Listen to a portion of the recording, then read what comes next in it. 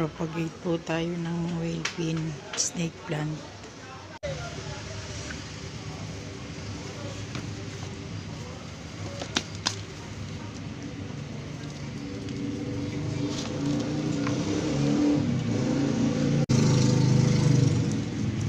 Para lalong dumami yung ating whale pin. Ganito lang po yung ginagawa ko. Ito po yung mga baby niya. Putulin lang po natin yan, ganyan.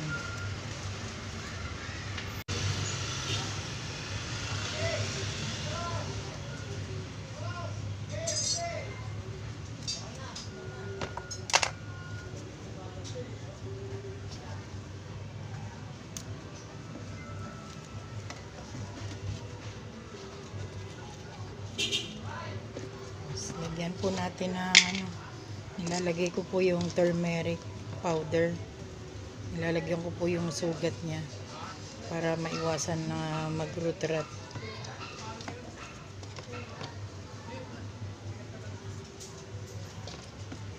Ganyan lang po.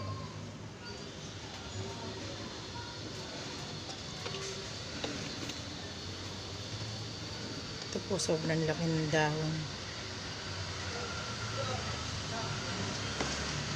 Turmeric powder. Ito po yung mga na-expire ko na pong turmeric powder, kaya ito na lang yung ko ginamit ko pang halaman.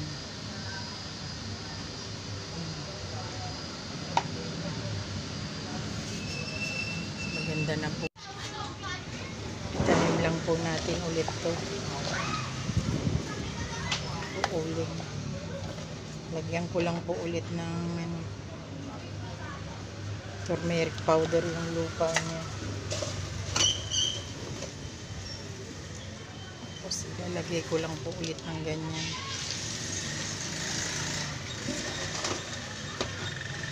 Bali yung soil ko po, may mga halo pong yan.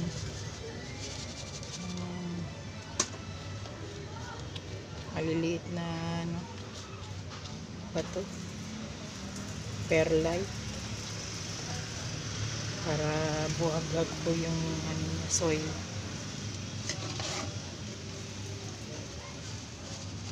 Mga ilang months lang po ulit ito, kakaroon po ulit ito ng mga babies.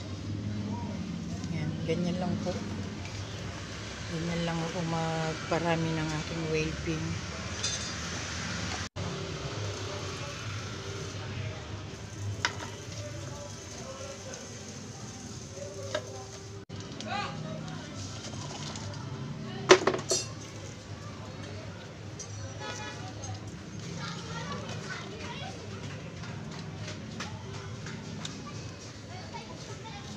Bali, bukas ko pa po ito, mga siguro one day or 2 days bago ko po siya diligan para mag-heal mo ng bahagya yung mga sugat niya.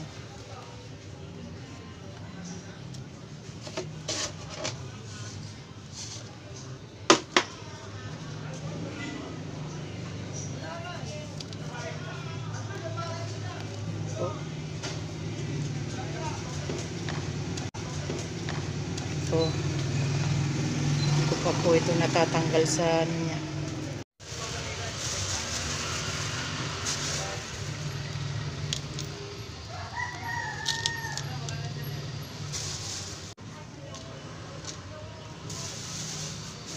Ito po mga baby na lang po, itong mga maliliit na to.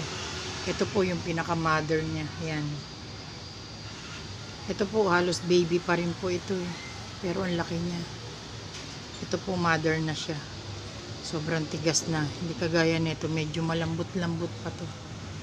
Ito sobra po tigas ng dahon niya. Talagang matigas siya. Hindi siya basta-basta masisira. Okay, yan lang po. Thank you sa panonood po. God bless.